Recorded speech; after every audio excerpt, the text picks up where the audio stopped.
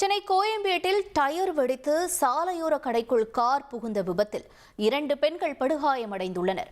கூடுதல் தகவல்களுடன் இணைகிறார் செய்தியாளர் சுரேந்தர். சுரேந்தர், வணக்கம். என்ன நிகழ்ந்தது? விபத்து தொடர்பான முழு தகவல்கள் என்ன?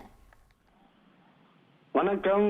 சென்னை கோயம்பேடு அருகே கார் டயர் வெடித்து சாலையோர வியாபாரியின் கடையில் புகுந்ததால் கார் மோதி 2 பெண்கள் காயமடைந்திருக்கக்கூடிய சம்பவம் இந்த பகுதியில் பெரும் பரபரப்பையும் போக்குவரத்து நெரிசலையும் ஏற்படுத்தி இருக்கிறது. அதாவது சென்னை அண்ணா நகரிலிருந்து முகலிவாக்கம் நோக்கி சென்று கொண்டிருந்தார் துல்கர் கான் என்பவர். தனது காரில் சென்று கொண்டிருந்த போது திடீரென கோயம்பேடு அருகே சென்ற போது காரில் டயர் வெடித்து எதிர்பாராத விதமாக கார் சாலையோரத்தில் இருந்த வியாபாரியின் கடைக்குள் புகுந்தது.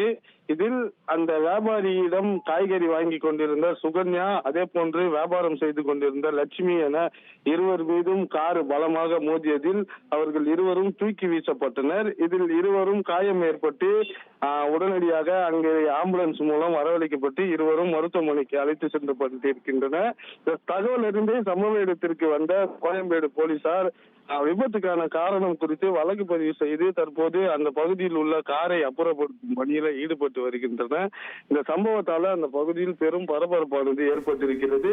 மேலும் இதனால் கோயம்பேடில் இருந்து மதுரவாயில் நோக்கி செல்லக்கூடிய சாலையில் போக்குவரத்து நெரிசலும் ஏற்பட்டிருக்கிறது. மருத்துவமனைக்கு சென்று கொண்டிருந்த நபரின் காரின் டயர் வெடித்து சாலையோர கடைக்குள் புகுந்ததால் இந்த சம்பவம் அந்த பகுதியில் பெரும் பரபரப்பையும் அதிர்ச்சியையும் ஏற்படுத்தி இருக்கிறது. விவரங்களுக்கு நன்றி சுரேந்தர்.